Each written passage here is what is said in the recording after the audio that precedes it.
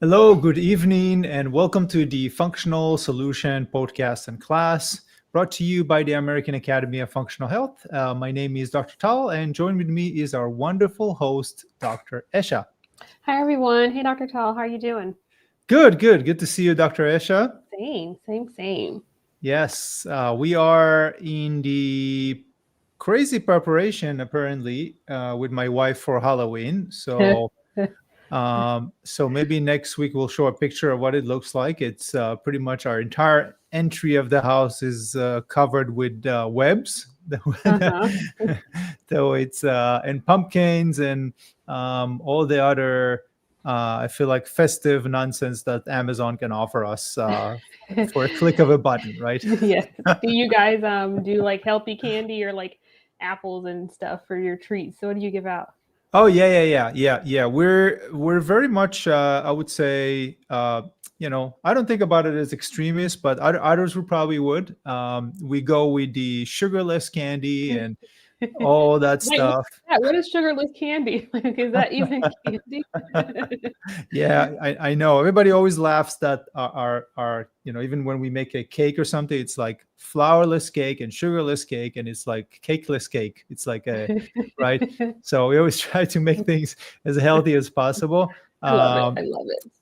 yeah, we actually found these lollipops that don't have any candy, only don't have any sugar. It's just like Like fruit. old-fashioned lollipops without sugar, without any Cool. sucrose in them. So yeah, so we're gonna offer that, and of course, looking forward to the challenge of our own daughter filling up her basket, and then You we'll guys have. have to replace it with the sugar-free candy. Yes, gosh, we went into an event yesterday, and she got she got a few treats, and they somehow disappeared on the way home, and we replaced it. We gave her That's different treats, hilarious. right?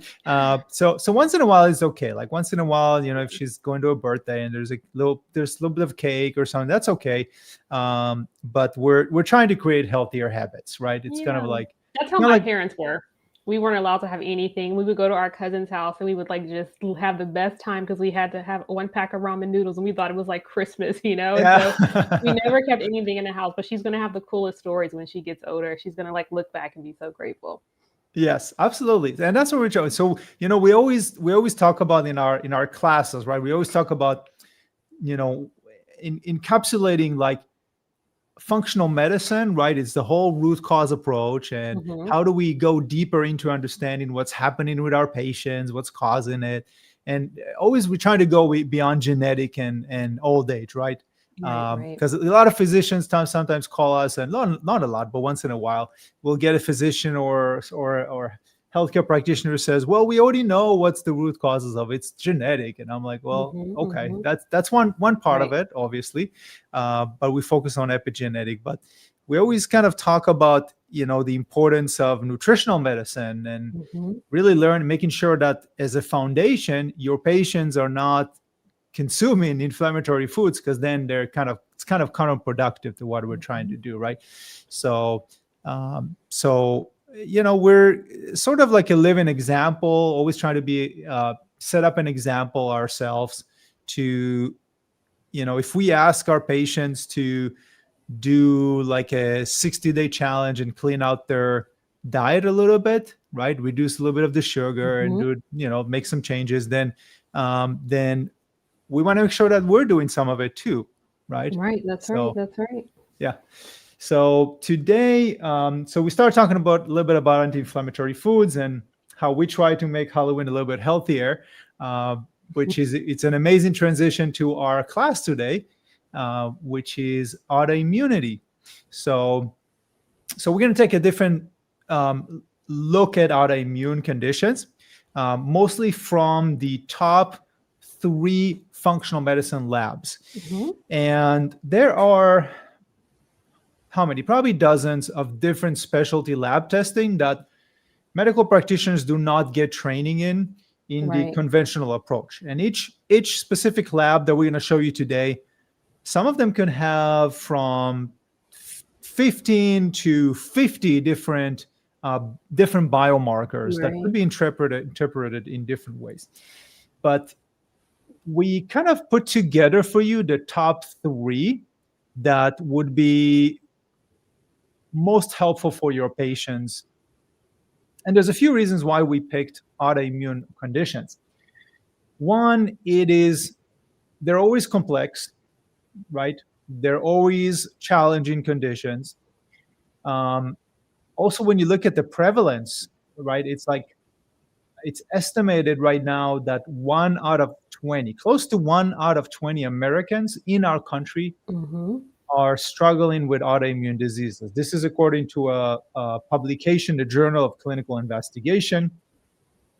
So roughly, it's about estimated as 15 million people, and that number continues to rise in some reports. And then, of course, about a third of those individuals are diagnosed with more than one autoimmune condition. So again, that really kind of takes us back to, why do we need functional medicine, right? Why should the provider learn functional medicine, the root cause approach, learn more about nutritional and possibly even integrative or herbal medicine? Right.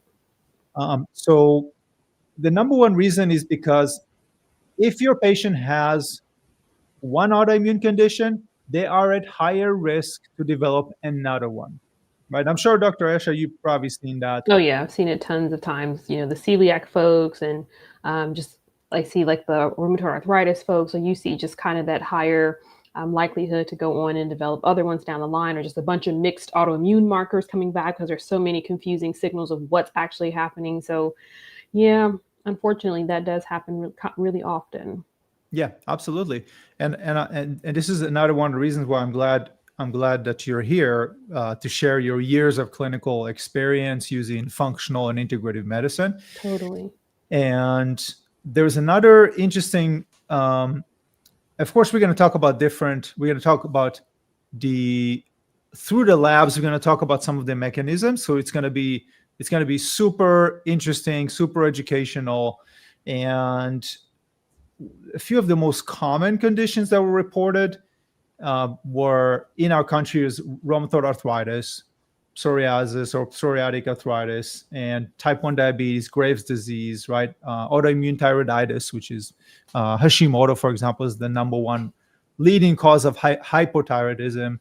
So we're going to look at how the different factors around us or certain imbalances in our body can trigger those genes, right? Those genes turn them on, right? And then that's essentially what we're referring to when we use the term epigenetic. And there's to simplify, there's a picture here that we wanted to show you. So over 15 million diagnosed with autoimmune disorders. There's a higher rate among females. And again, as I mentioned, in some reports, it's about close to 1 out of 20 Americans that have an autoimmune condition. This is the Journal of Clinical Investigation. So you can read a little bit more about it if you want to. So these are real world challenges. And I know, and Dr. Esha can probably had similar experience when we used to work with, we had a lot of autoimmune patients that come in from inflammatory bowel disorders, rheumatoid arthritis. A lot of those patients come in and seeking services of a functional medicine practitioner, right? Because one, they're taking drugs and they keep struggle. That's right. And I'm sure, Dr. Esha, you've seen it so many times, that image of the patients that their fingers are already deformed. And they tell me, I tried this drug and I tried this drug. And I've been like, over the years that have passed by, I've seen my joints deform to the point where I can barely hold a cup of tea. Yeah. I mean, the progression of autoimmune disease can happen really quickly, even when patients are on like these immune modulating medications. I remember when I was in Arizona working in a GI clinic, He saw a lot of Crohn's, a lot of ulcerative colitis, and they were often prescribed biologics. But if you look at the success rates for biologics and remission, things like that, it's actually pretty low, right? I don't think it's even above 30% of patients who use biologics for inflammatory bowel disease are going to go into like a kind of remission state where their gut looks good from the endoscopic view first, and also their symptoms improve. So these medications they're on don't necessarily work, and they come and see us, and then we kind of end up throwing the kitchen sink at them. Not necessarily, the kitchen sink, but kind of just trying to pull all the tools out of our toolbox. And there's so many things you can do in functional medicine. And I'm really excited to talk about the tests that we're going to, recommend as a baseline for these autoimmune pictures. So you mentioned, these biological medications, which I'm glad you did. I feel like the major reason why patients, so many of those autoimmune patients come to see us, right? And this is why they will also come to see you as you're here in this class today, learning more about the functional or integrated medicine with us. There's two reasons why they're probably going to pay you out of pocket for your advice, your professional guidance. And one is they already tried everything that the standard of care has to offer them, and they're still losing function. Right? They know they're not heading in the right direction, right? Second, a lot of patients have complained to us about the cost of those medications. At some point, they have to keep fighting with insurance companies, and biologicals, for example, can cost between $10,000 to $30,000 a year. Well, right? It's like $100,000. Oh, so yes, $100,000. Yeah. Yep. Yes, up to $100,000. I was referring to the copays that some of my patients were complaining about, which with some of these medications, they would get like certain coverage, but there's like a certain copay. So some of the patients that I recall were mentioning to me that it cost them thousands of dollars out of pocket just to trying to manage those flare-up, right? So when you think about it, when you think about, well, why would they pay me and come to see me as a practitioner? It's really because your approach is different. And this is what we're going to talk about today, which is helping them to find out, using this functional approach, to help them find out what flares up their condition, right? What triggers that immune overactivation and contributing toward their autoimmune condition. And with integrative medicine, as we teach it, you can also learn specific tools like herbal medicine, dietary changes that can help to mitigate that, sometimes quite significantly. I'm sure, Dr. Aisha, you've seen patients. A lot of that, a lot of, incorporating gut components in there. There's a huge correlation there, and just, the right herbal medicines, because some herbal medicines can potentiate immune issues, right? So you have to make sure you're, skilled in knowing which ones to avoid, which ones to recommend. And we see a lot of that. And I was going to mention that, another big thing with autoimmune is like steroid use, right? A lot of people with autoimmune issues are on super high steroid doses for just long-term management because nothing else works. And sometimes when patients come to see us with autoimmune conditions, they're really just trying to, get us to help with titrating their steroid dose down, right? And so that's a really big one I've come across a lot with the autoimmune patients. And it's really sad because steroids are really great potent drugs. They do what they're supposed to do, but there's a myriad of side effects that patients just really struggle with. Yes, absolutely.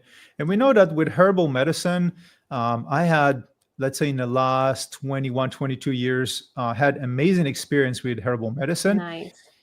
And using real evidence-based protocols, we're able to help so many patients with autoimmune conditions to go into remission with their condition. And it's quite rewarding. And of course, it might take more time with some patients, and some patients will have to work on their diet and lifestyle and have to work, and sometimes working together with the prescribing physician. But it's very rewarding to see a patient that, used to have like, 9 out of 10 level of pain, and now they're down to like 2 or 3, or maybe they went into remission with their inflammatory bowel disorder, and they're so grateful because nobody else could do that for them, right? Yeah, there's some really amazing herbal formulas for just gut inflammation and inflammatory bowel disease. So those are always really great, I think, cases to use herbal medicine and just autoimmune diseases in general. So that's a great consideration for this patient population. Yes, absolutely. So we're going to go into the three major lab tests that we would recommend all of you to get to know, become more familiar, more comfortable with. They do have a lot of biomarkers, but we'll kind of guide you through a few of the major ones. And of course, utilize those tools, because you never know who's the patient. You try these things on, like, you try function. This is something that we always do in the coaching, right? When somebody schedules a medical coaching session with Dr. Esha or Dr. Chill or Dr. Kim, one of our mentors, you apply everything you're learning to help these patients in some capacity, and you never know who that patient is that would take all your recommendations, and then 3 months later, 4 months later, to show up and they're like, wow, I'm like, you changed my life. Nice. Right? Yeah. So that's what we want. And the better you become, the more you develop your skills, the more you're going to hear those, grateful stories from your patients. And that's what we're here. So Dr. Esha, take us into the first functional medicine lab test. Yeah, let's do it. So the first test is GI microbiome focus. It's the GI 360 test. And I know we've probably talked about this one before, but this test is one that's I'm going to describe it in a little bit, but just kind of give a little bit of a backstory for gut picture. So your gut microbiome and the intestinal barrier play a huge role in immune function. And when you have imbalance, or your patient has dysbiosis for various reasons, or there's a dysfunction in the barrier, this can actually create an onset. And then there are studies showing how these two things, gut dysbiosis and gut barrier dysfunction, can lead to the progression or worsening of autoimmune conditions. So we've previously talked about some of these concepts, but let's just kind of take a look at this chart for these two concepts, right? So bacterial dysbiosis leads to an imbalance in the types and amounts of bacteria in the gut. So normally these beneficial gut bacteria help to kind of maintain the barrier and keep the immune system balanced. But when this balance is disrupted due to factors like poor diet, antibiotics, stress, infections, it can lead to loss of the gut barrier integrity. We commonly hear this as like leaky gut, but it's the same thing. Intestinal hyperpermeability is another name. So this is going to allow, when the gut lining is a little more leaky, if you will, bacterial components and toxins to pass through the gut, where they trigger the immune system. And over time, this constant activation can lead to chronic low-grade inflammation, which obviously plays a role in many diseases, including autoimmune diseases, which is why steroids work really well for them to control that inflammation switch. So with this chart, it's just a little bit of a better understanding in terms of the word dysbiosis and intestinal permeability. But there are some more variables to think about specifically for the gut microbiome. So I want to talk more about kind of specific gut bacteria and autoimmunity by looking at this next picture. So this is an image from the journal, International Journal of Molecular Sciences, published, I think, 2022. And so this image is looking at the gut microbiome across specific autoimmune disorders, right? So you see the Graves' disease, Hashimoto's picture, and how the microbiome can impact iodine metabolism, iron metabolism, and also modulate the intestinal pH, which also shifts the bacterial composition there. We look at type 1 diabetes right in the middle, how that bacterial translocation, that leaky gut picture into pancreatic lymph nodes, can affect beta cell destruction, right? So that's another gut microbiome direct correlation. We look at psoriatic arthritis, which is on the right side of the picture, and how in psoriatic arthritis, this carnitine production by gut dysbiosis, these negative bacteria in the gut, contribute to these metabolites being produced and impacting the psoriatic arthritis picture. We think about Sjogren's, right? And how oral dysbiosis, right? So we don't always need to think about our patient's gut. Well, we do need to always think about our patient's gut microbiome, but we also should think about their oral microbiome as well, and their dental history, right? And kind of this bacterial translocation from the mouth getting into the system. We think about celiac and kind of the degradation of the microbiome, specifically by the blunting of the villi or the little finger-like projections in the gut that affect absorption. And then we think about things like lupus and just kind of the bile acid distribution that can be impacted by the microbiome, rheumatoid arthritis, your oral gut microbiome, and then multiple sclerosis, more so bacterial translocation and infiltration into the central nervous system, right? Which is kind of what multiple sclerosis is, affecting the blood-brain barrier and then demyelination process. So these are all ways by specifically which the gut microbiome can influence different autoimmune pictures. And so it's really, really important when we have patients with autoimmune conditions that we are looking at their gut. If you don't know where to start, I always say the gut is like one of the simplest places to start for chronic disease, but especially autoimmune disease. It's kind of turning down that leaky gut dial, that inflammatory signaling mechanism is what you want to start with. So for the test specifically, let's take a look at this snapshot from GI 360 test. So the patient submits a stool sample. This is just a snapshot. The test is actually like the resulted portion is actually pages upon pages of information. And I'll talk about some of the markers that are included in the test.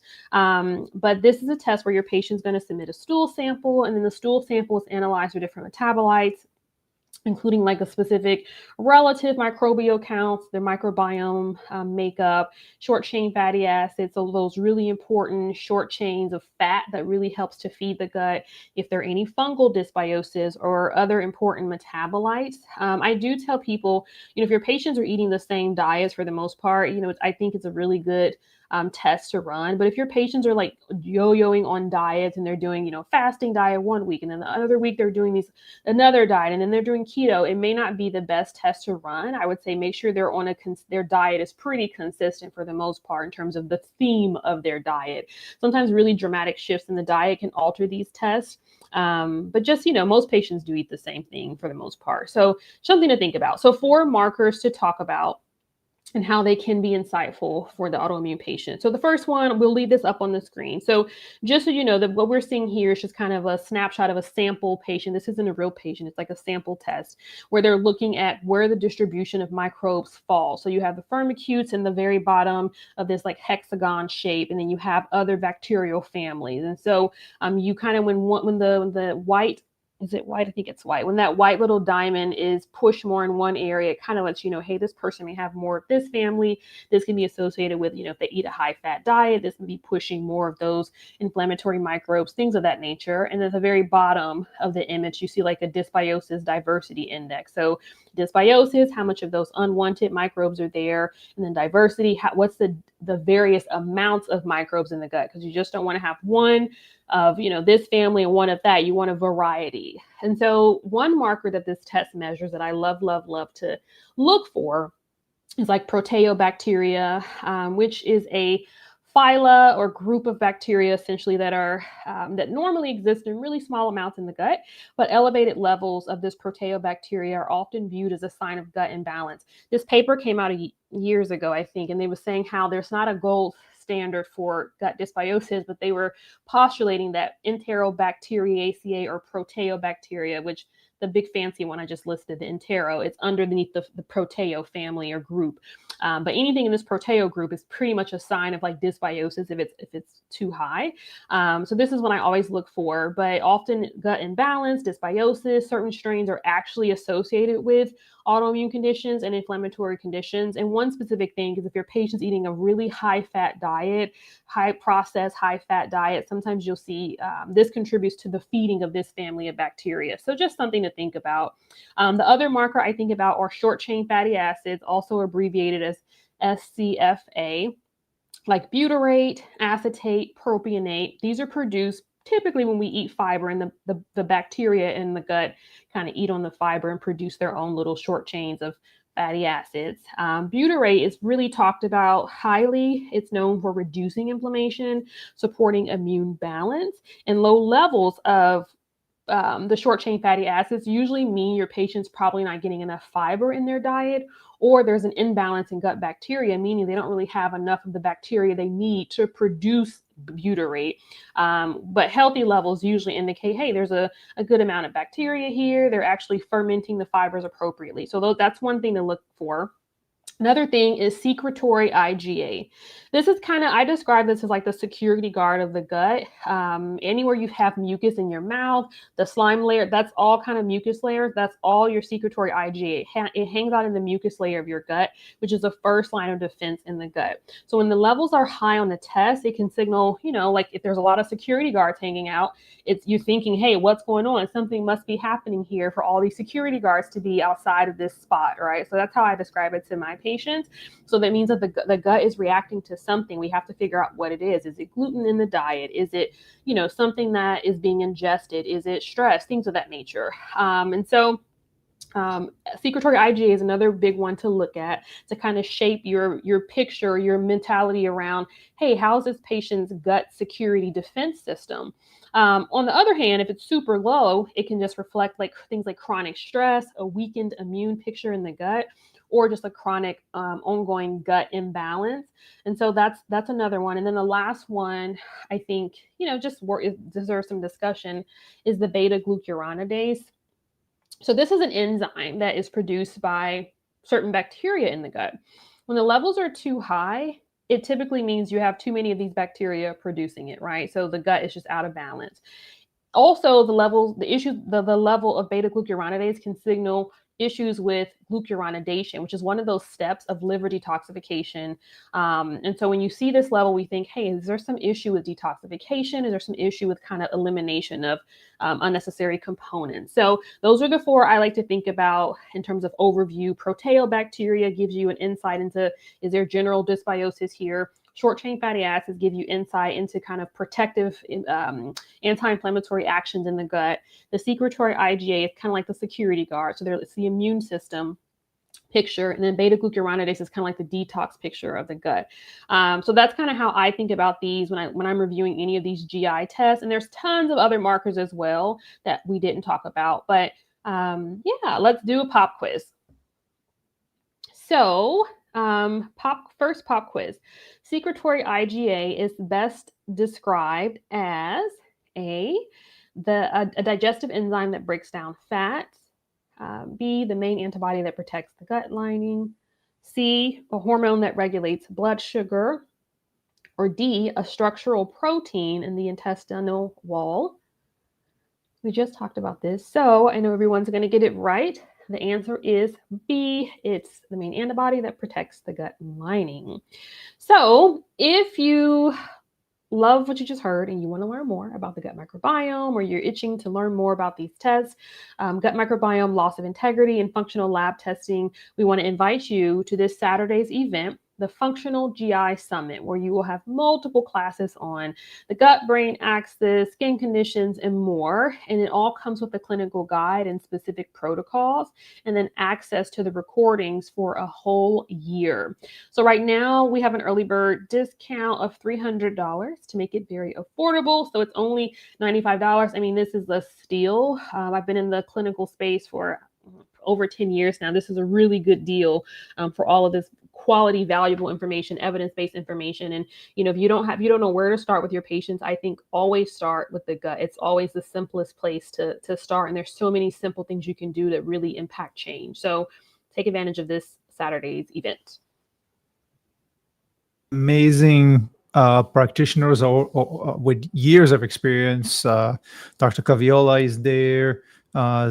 We actually brought a functional medicine physician to talk about the skin conditions. So how skin conditions start from the inside out. So the gut-skin axis. Some really great protocols for skin care. So it's going to be awesome. It's going to be amazing summit. And of course, we're going to dive a lot more into this specific lab testing and have some. And they also get a treatment protocol. They can download a treatment protocol guide, like a clinical guide that we have prepared specifically for this. So if you got patients and you want to help address their gut, go to the summit, because you're going to get that clinical guide with all the protocols. It's going to be awesome. Nice. So we started with the gut, as Dr. Esha mentioned, because the gut is the core, and we're understanding that there's actually more and more studies now that are coming out that's showing us that the gut is sort of one of the major root causes. I had this doctor once. He told me he's I think he's a PhD and like an MD. He did like a lot of stem cell research. I did a rotation with him. He said you only need to read 100 studies a day, and then you'll only be 10 years behind the research. So when you said there's so many studies coming out, I thought, oh my gosh, we're so behind. Absolutely. And this is why I like these summits, because like when you look at the amount of information that we have, and you guys will see it when you're in the summit, you're like in the class, and it's live online, so you can connect and log into the summit from wherever you are.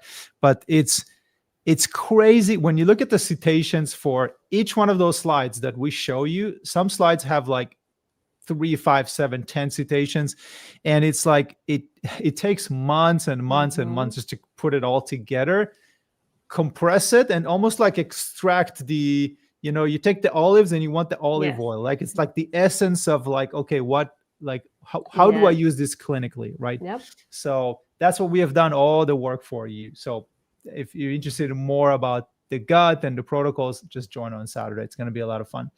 That's why I really appreciate Dr. Aisha for getting us into the gut, because that is a very, very important one. And GI 360 is a really good, it's one of my favorite tests. Yeah, I like it too. Mm-hmm. So, and by the way, we forgot to mention GI 360 is from Doctor's Data. So if you want to order that specific lab for your patients, just go into Doctor's Data, register as a practitioner. There are other companies like Genova Diagnostics is also a really good company, Vibrant Health, or there's different companies out there that offer similar tests, but GI 360 it's very comprehensive, and they got 3 levels of pricing, so you can kind of match it better for your patients, but you get a lot of those biomarkers and a whole picture. So now we're transitioning into the second factor. So we talked about what's happening inside our body. That's one of the factors we learn in functional medicine. There's several factors in the body, including functional endocrinology and functional immunology. There's different things we learn in functional medicine. But we're going to talk about something right now that happens from the inside that impacts us from our environment. So and we're going to post the link here for the Functional GI Summit. So if any of you want to get the $300 early bird discount, feel free to do that. And so that's a part of that. And also when you are a student in our functional medicine program, there is another clinical summit, which we have not mentioned, but there's the Functional Medicine Clinical Summit. That's on November 15, I think it is. And the cost for that is $450. The discounted rate is $450. But you get access to the Functional Medicine Summit in November on us as a gift. So when you are in the community, just reach out to us or go into your platform, log in. On the top, you get a ticket. Just click on it and save your spot for November, because that's going to be like a whole day on Saturday. We go over all the different root causes, right? And that's you get a ticket on us. So Jacob is going to post a link in the chat for the Functional GI Summit that is coming on this Saturday. We got a few tickets left. And then let's transition into the environmental chemicals. So this is lab number 2. There's more and more studies that are showing us that our environment can impact our physiology. Now, when we talk about environmental medicine, we have several modules in the advanced training.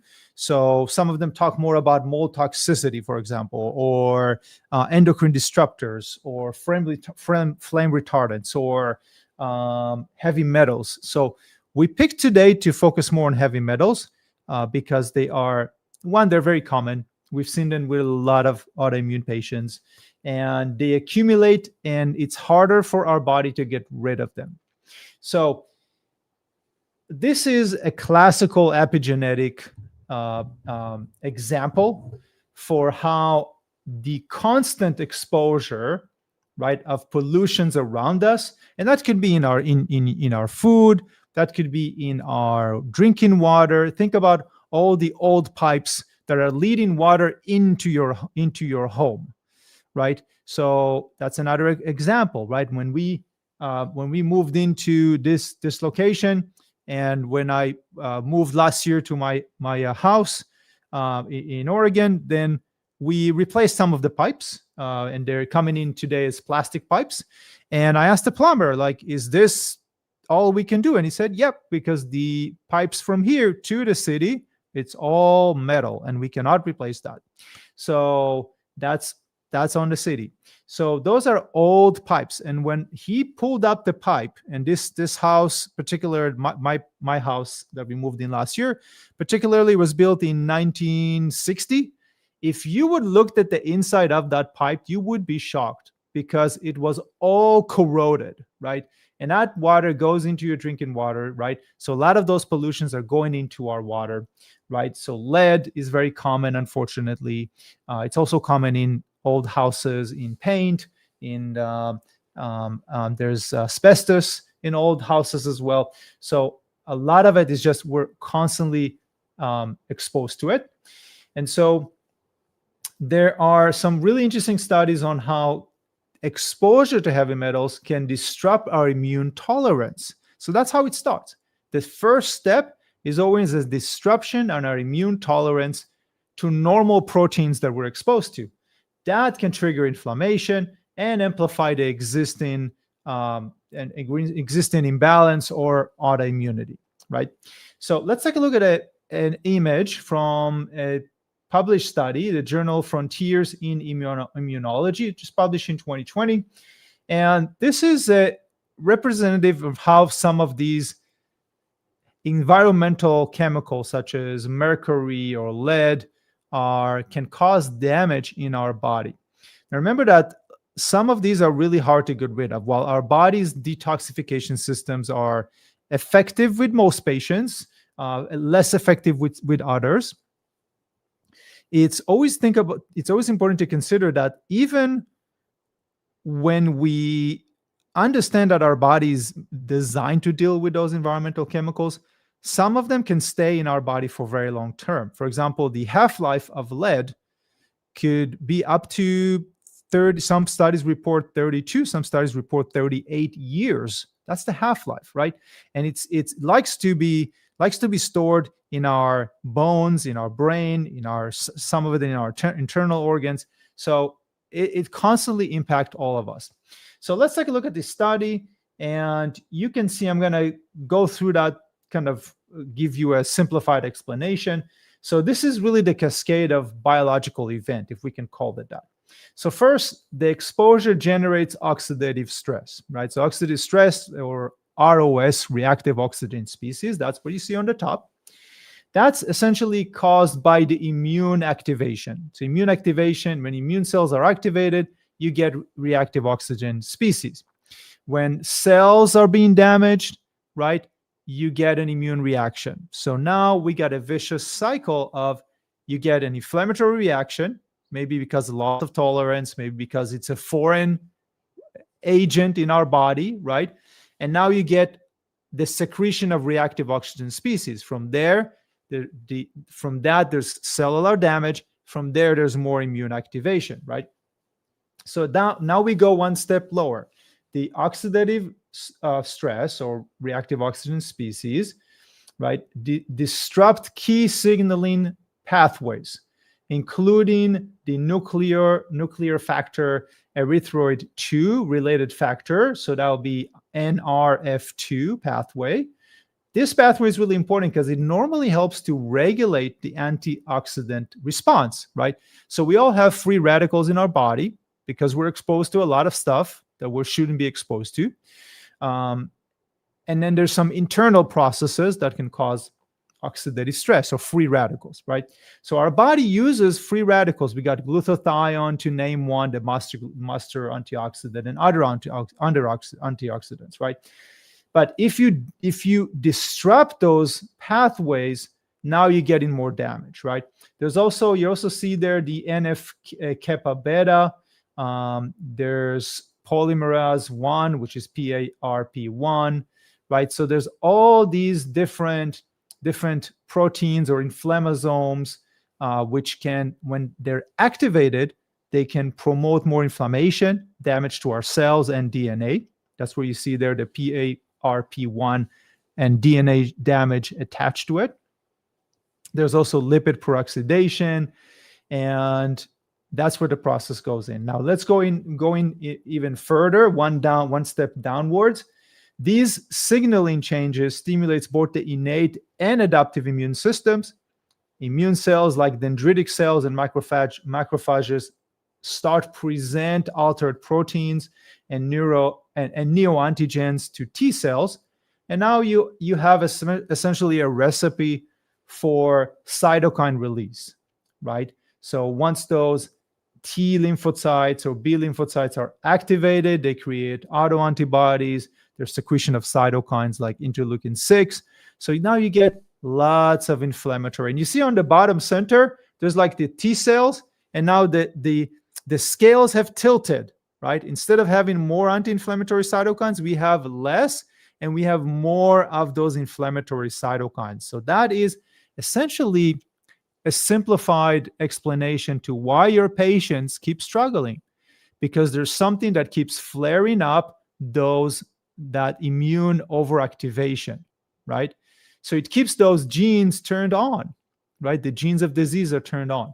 So when a practitioner is telling a patient that they're sick because of their genes, then they're right, but they're partially right, because all of those studies that we're showing to you, these published studies, are showing us that if we're just looking at genetic and tell the patient it is what it is, and you just have to learn how to live with it, and we'll have to switch you from drug to drug until we figure out what works, and we completely disregard the 90% of it, right? Could be 50 to 90% of it with some patients, which is the epigenetic. What is this patient exposed to, right? That is very, very important. Otherwise, the patient will continue to struggle, will need more drugs. So that is essentially a simplified explanation to the environmental factors. That's one pathway that we look into. For a lot of patients, might not be a single toxins. We've seen patients before that have multiple toxins that are exposed to. But let's take a look at what doctors' data have came up with, which this is the toxic and essential elements. So this is a simple test. We chose to bring the hair analysis because hair analysis is most simplified to do. It's also some of the most affordable tests. You can measure for multiple heavy metals in one single test, and it's all around $100. So it's not very expensive. There are other tests that can measure heavy metals, specific heavy metals in whole blood, which LabCorp offer, or Quest Diagnostics. There are also urine tests, which we recommend to do provoked if needed. But this is a simplified test because we're looking intracellularly. The patient cuts, not pulls, but cuts a small section of the hair from the back and puts it in the test kit, and then just ship it to the lab. And then you get the results within about a couple of weeks. So you can see here, for example, you can see that mercury is higher than what it should be. You can see here that arsenic is higher than it should be. So arsenic is found in some foods, even like rice. Mercury is very common in seafood and some other, sometimes the lining of cooking utensils. Pans and pots will have mercury. And of course, if your patient has dental fillings, all dental fillings, some of them could leak into the digestion tract where it is absorbed. So arsenic, as I mentioned, some of those heavy metals are a real struggle, and it's not simple to remove them. But there are some really good protocols, very specific, depending on what it is that you're trying to do, to help the body, help to bind to it and release it through the bowel movement. So there are some really good protocols that can help. We mentioned mercury. Mercury also disrupts protein structure, cellular function, and as I mentioned, mercury is one of those in the previous picture that we showed that triggers an immune response. So how do you do this test? You register with doctor's data, and they send you. You can order the lab kit directly to the patient. It comes in like a small envelope. It's fairly simple to do. They cut a little bit of hair from the back, right? And then put it in the kit and send it to doctor's data. And then you, the practitioner, get the results for this. And now there are multiple treatment protocols. You can, in the platform, you can go to your clinical toolbox and then look at the treatment protocols. We also have a whole module on how to stimulate the detox pathways. So depending on what it is that you want to do, there's phase 1, phase 2, phase 3, and then there's more specific protocols for heavy metals or BPA or whatever it is that your patient is exposed to. But being aware of this as a practitioner is the first step and most important step to help your patients. So we talked a little bit about mercury, and I gave you an example on how mercury, again, disrupt protein structure, cellular function. It's found in fish, seafood, dental fillings, and it can impact not just the immune system, but also the central nervous system and in the patient's kidneys as well. And of course, it leads to the formation of free radicals and cellular damage or DNA damage in the same way that many of those heavy metals do. And then it can also induce endothelial dysfunction, reduce nitric oxide bioavailability, which is, if you've got patients with cardiovascular conditions or neuropathy, for example, those could be significantly impacted by endothelial dysfunction, right? So let's go into, now that we know about this, we are aware about, we talked about the mechanism, about some of these heavy metals. Let's go into pop quiz. So chronic lower level mercury exposure can cause which of the following physiological effects? So if you've been watching, listening about those mechanisms, then you already understand the answer. 1 is improved nitric oxide production. B, endothelial dysfunction and oxidative stress. C, enhanced immune function. D, decreased absorption of heavy metals. Which one do you think it is? I'll give you a few seconds. And the correct answer is B. So we know that mercury exposure could lead to endothelial dysfunction, oxidative stress, DNA and cellular damage, and of course, many of those heavy metals also cause, as we mentioned, immune overactivation or chronic inflammation. And this is the point where I wanted to mention again, this is a big and very, very important topic. So as we transition to the third one, log into your platform, the Advanced and Clinical Functional Medicine platform. You got 24/7 access. It's clinically focused. We talk a lot about those functional labs. We talk about different types of labs. We even have a specific. We dive deeper into how to measure if your patient's actually detoxifying properly. Phase 1, phase 2, phase 3, and then of course we have nutritional and supplements. So if you choose to focus more on integrative and functional medicine and less prescription, we can do that. We also have lots of registered nurses, pharmacists, and PAs and other practitioners. And then it is self-paced, 100% online. You get access to pretty much coaching and mentorship. And we also include phone app with all the protocols. So when you enroll this month, you also get a phone app. So all you got to do is type in detoxification or heavy metals or the specific autoimmune that your patient in front of you have, for example, arthritis, and it pulls up all the treatment protocols. So amazing tools that you get from us to get started right away. So Dr. Esha, I know we can talk probably for several hours, probably a whole day about this topic of environmental chemicals. you could just have a program on environmental medicine. This would Yes, be the functional environmental medicine program. absolutely, Um, absolutely. but So that, yeah, yeah, that's why they have the platform, and there's a lot more in there. And once you complete all of those modules, you get certified as a functional medicine practitioner. lovely. So, Dr. Esha, I know you've wanted to talk to us about another very important Yeah. lab. So, take us in. Let's do it. So the last one we're going to talk about is the micronutrient test, which is done by SpectraCell. This is just one of the companies. There are other companies that do micronutrient testing as well, but this is just a really popular one. So it's exactly what it sounds like, micronutrient testing. So looking at all the nutrients and all the kind of cellular pieces that can impact health. So when it comes to an autoimmune disease, obviously, we talked about supporting the immune system. Dr. Tall just went through kind of immune pictures and environmental pieces that can impact your immune system. And also, not just suppressing inflammation and turning down that picture through the gut.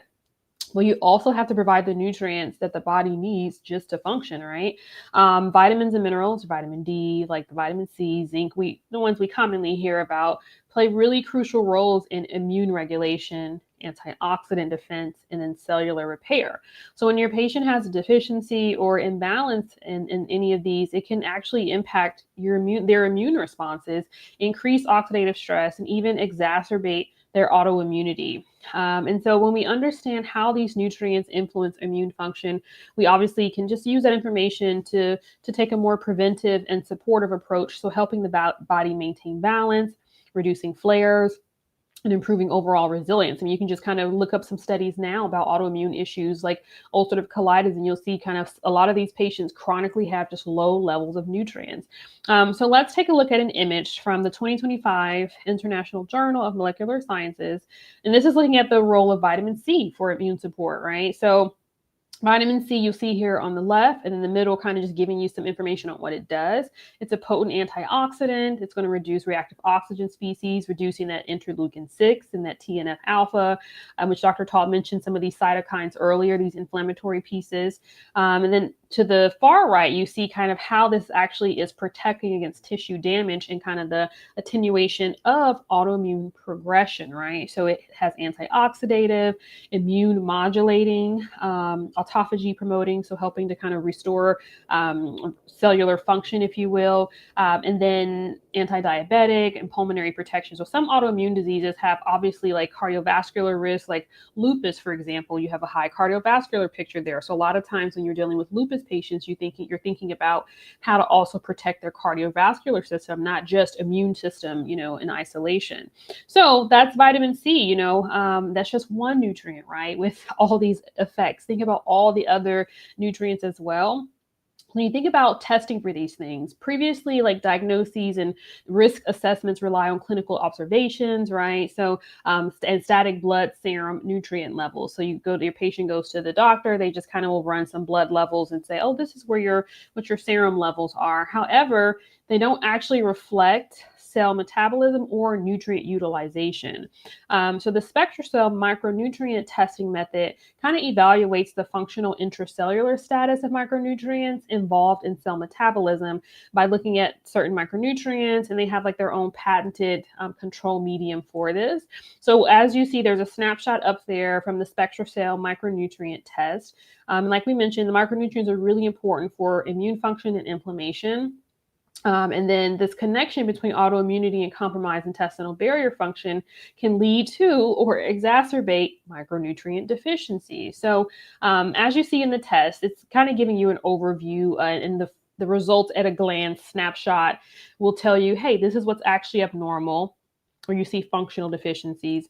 Then you'll see, hey, this is a borderline abnormal. So it kind of gives you an overview, and then it gives you at the very bottom like a total antioxidant function level and then a total immune function level. It's taking into account all these different parameters to give your patient a snapshot. But the test is like, pages long of just good, valuable information. So a few of the markers that the SpectraCell test is looking at, the total immune function, which you see there. This assessment offers a comprehensive score of your patient's individual or their total immune function, indicating basically their immune system's ability to combat external threats.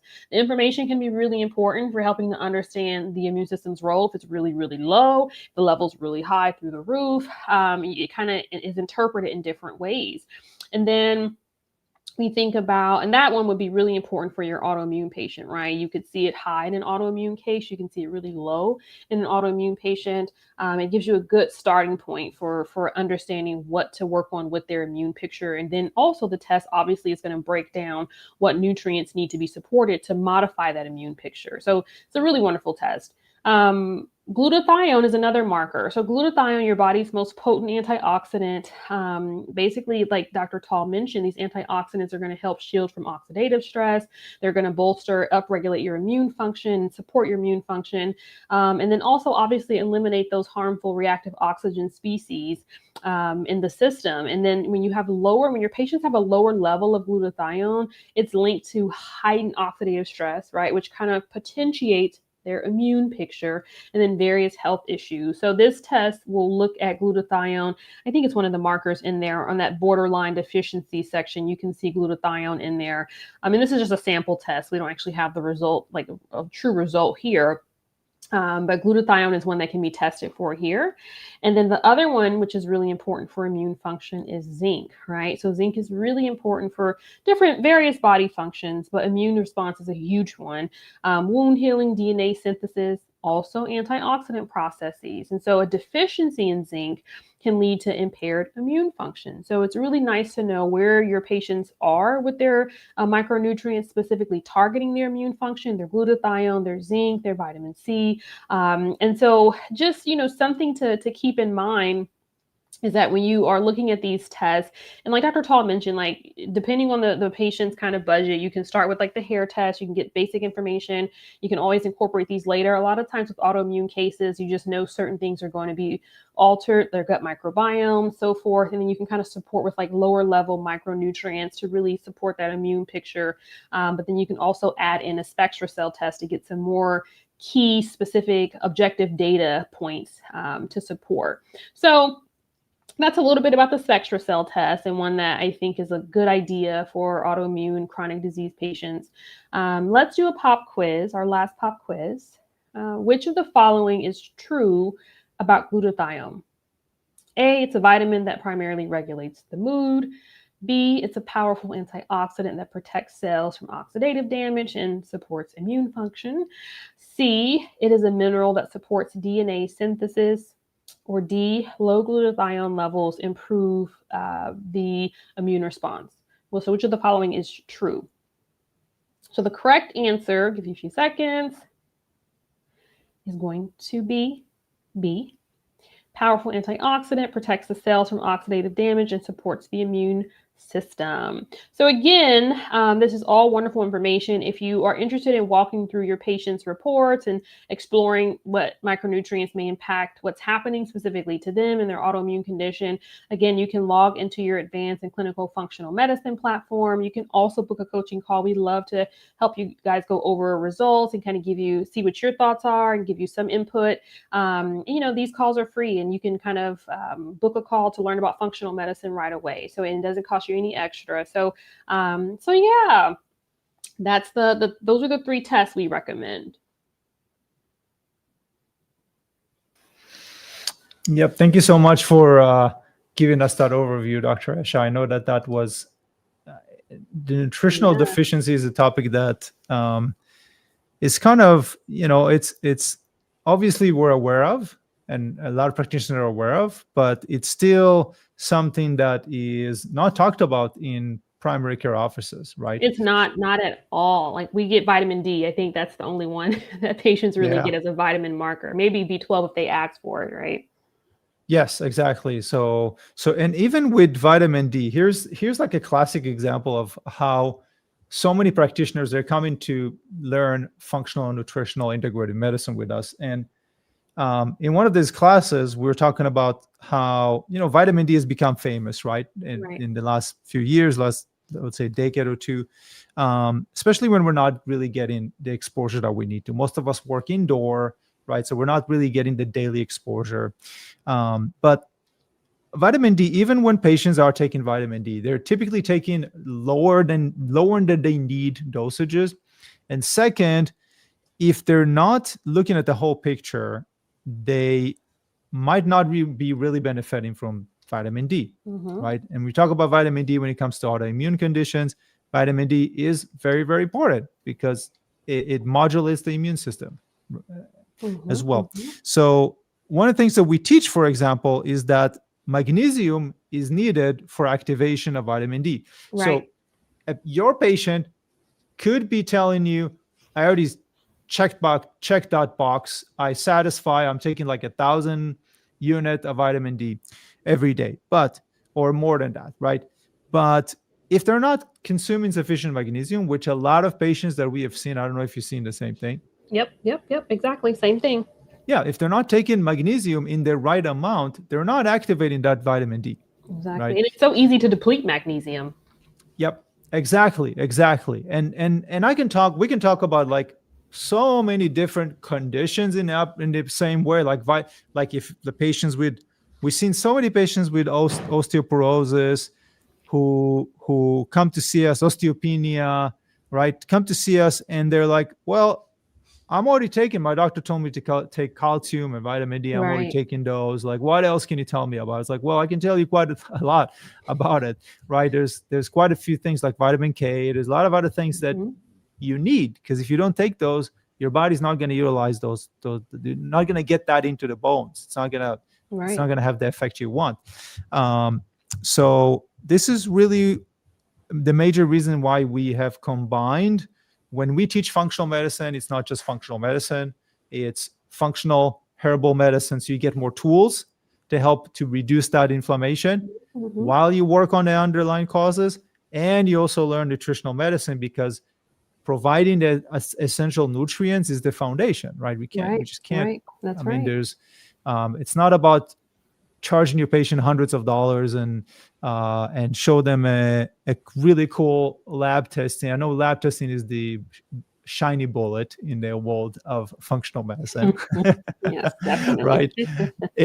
Well, I mean, there's so much cool data Yeah. you get from those, and especially if you dive into, like, if you're in women's healthcare doing the Dodge test, the UMEP test, those are so cool. You can see all the metabolism of hormones and what's impaired and what can be changed and where you can support your patients. Or if you're working on cellular function, with patients that have are struggling or have accelerated aging. Right. There's lots of really cool stuff like the metabolomics or the organic acid testing. But again, if you're not addressing the nutritional deficiencies and what they're eating, it's going to be hard, right, to do a magic show. It's a cool magic show, but it's not. You got to have a strong foundation. That's right. Yeah. So with that being said, I wanted to mention again, to continue develop your skills. We are here to help you. There's two amazing ways where you can develop your skills. One is log into the platform, keep learning about environmental factors, the GI. If you want to learn more about the GI in like one day, then save your spot at the coming Saturday Functional GI Summit. So we are doing, it's this Saturday. We're starting, it's going to be probably about 6 or 7 hours. There's 4 different classes that are great. One is like an overview of like what's going on with our gut bacteria from childhood, from that infancy phase all the way to adulthood, and what are the changes, and we talk about the integrity of the gut and the proteins. It's really cool to learn about that stuff, how it impacts disease in your patients. We're going to give you the treatment protocols, and then you got 2 really cool classes, which is one, Dr. Coviola has a gut-brain axis. So that's an amazing class. How the changes in the gut impact your patient's brain and vice versa. Second thing is the skin condition, which I highly recommend. And that's by a physician who specializes in aesthetics and functional medicine. An awesome class, which I would highly recommend again. And we are giving a discount, so a $300 discount. So instead of $395, it's just $95. We're giving the discount to the entire community. We'll post the link again. You're welcome to join us. We'll give you the treatment protocols and a whole year of recording. So with that being said, the second way to learn when you are in the functional medicine program is to connect with Dr. Esha directly. We are covering that. We're sponsoring you to connect with Dr. Esha, Dr. Chill, and Dr. Kim one-on-one. It's included in your program. Does not cost you anything additional. We want to help you. So another really awesome way to learn functional medicine is by actually doing case studies, doing functional medicine. That's the best hands-on approach, is the best way. So we are here to help you. We got an evaluation tools to help you. We got the clinical guides. All you got to do is just fill out the evaluation form yourself, friend, family member, or a real patient. Show up. We'll take you through the process from there. Nice. This was wonderful. This was Yes. really a great class. Yes, I enjoyed it. I enjoyed it. I hope that everybody else enjoyed it as well. And I want to thank Dr. Esha for sharing in her years of experience with us. Thank you for having me. Yes, absolutely. It's an honor as usual. I want to thank our media team. I want to thank Jacob for facilitating this class to you wherever you are.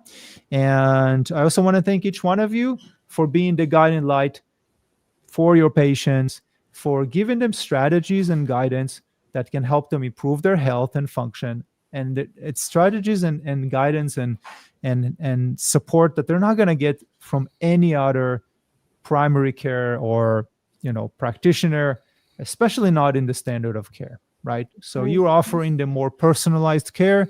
You're developing your skills. That is really our biggest legacy, is to help others in our community. So I want to thank each one of you for being here. I hope you take care in the meantime. And I hope to see you on Saturday in our special live summit. Thanks, everyone. Thank you.